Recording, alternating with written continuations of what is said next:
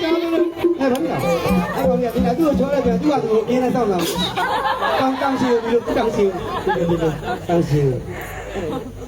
ဟာရီယာကလေးလေးချောင်းလို့ တပြေးပြေးနဲ့မြေကြီးတဲ့ဝင်သွားအောင်ပဲအရင်ငယ်ချင်းနေတာကလေးလေးချောင်းလို့ဘယ်ကောင်မလေးနဲ့လိုက်လာလို့အာရှိဘောက်ကလာကြပြောတယ်သူဝင်နေတူနေဟုတ်ဝင်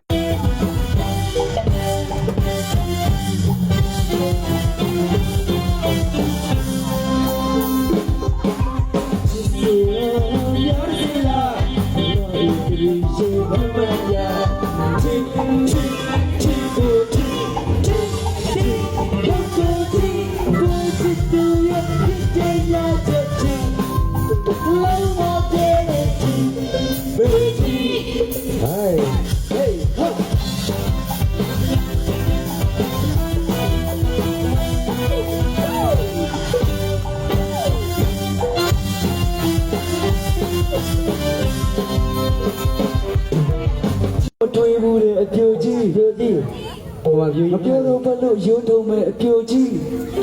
အေးကြီးနေအချင်းမရှိရင်နေကျွန်တော်ပွဲလာကြည့်တဲ့အပြိုကြီးอ่ะကြီးစားမထားလို့နေဟုတ်တယ်ဒါပေမဲ့ပွဲမကြည့်ရရင်တော့မနေနိုင်ဘူးအဲ့လိုပွဲမကြည့်ရတော့မနေနိုင်ဘူးညာအဲ့ဒါလေးတွေ့တော့ကျွန်တော်ဆရာဂီတာမူကိုရှာတချင်းလေးကြီးอ่ะဒီလိုလေးကစမ်းကိုဒီလက်စနာနောက်ကိုလည်းဒီလက်စနာချင်း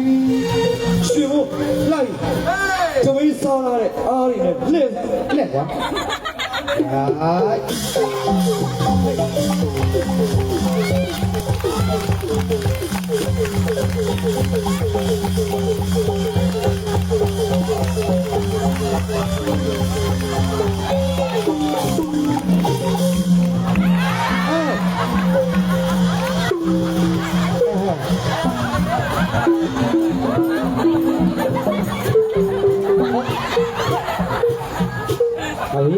အေးဒါကြောင့်အောင်လို့ဇာတ်ကောင်ကမင်းသားတွေလို့ကျွန်တော်အမှုသမားတွေလာရောက်နေတယ်တော်ပြီငါပြုတ်ပေါ်မှာသွားရည်